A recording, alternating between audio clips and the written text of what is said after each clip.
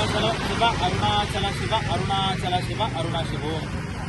అరుణాచల క్షేత్రంలో అపీత పుజాంబా సమేత అరుణాచలేశ్వర స్వామికి ప్రీతికరంగా మొన్న వచ్చినటువంటి చంద్రగ్రహణం 7 సెప్టెంబర్ 2025 దానివల్ల లోకానికి వచ్చేటటువంటి విపత్తులన్నీ కూడా పోగొట్టి లోక కళ్యాణాన్ని తీసుకుని రావడం కోసం అరుణాచల క్షేత్రంలో శంకర మఠంలో శ్రీరుద్ర సహిత శతచండీ యాగం శ్రీ విద్యా స్పిరిచువల్ సొసైటీ నేతృత్వంలో నడుస్తోంది.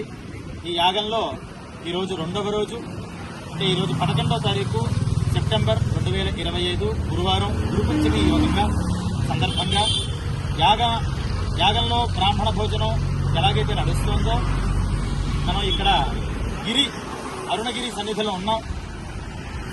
ఈ అరుణాచలేశ్వరుడు ఆ గిరి రూపంగా భక్తులందరినీ కూడా అనుగ్రహం చేస్తూ ఉంటాడు అని, ఆ అరుణగిరి చుట్టూరా గిరి వలయం ఉంటారు, అక్కడ ప్రదక్షిణం చేస్తూ ఉంటారు. ఇక్కడ ప్రదక్షిణం చేసే వాళ్ళందరికీ కూడా అన్నప్రసాదాన్ని ఇచ్చి వాళ్ళు ఆ ప్రసాదం తీసుకుని కొంచెం విశ్రాంతి తీసుకుని వెళ్లేలాగా ఇవన్నీ కూడా నిర్మాణం చేశారు. ఇక్కడ అన్నదానాన్ని మనం చేస్తున్నాం. ఎంతో విశేషం చెప్పారు.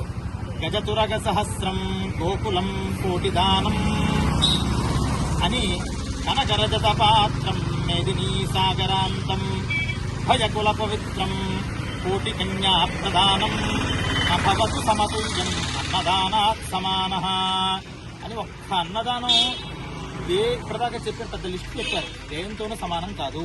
అన్నదానంతో సమానం అవ్వాలి అంటే అటువంటి దానం లేదు. ఎటువంటి దానం అంటే గజతురగ సహస్రం, పెద్ద గజాలు, ఏనుగులు, అశ్వాలు, అలాగే ఆవులు ఇవన్నీ భూమి నిండా నింపేసి భూమిని దానం చేసిన ఒక్క అన్నదానంతో సమానం కాదు.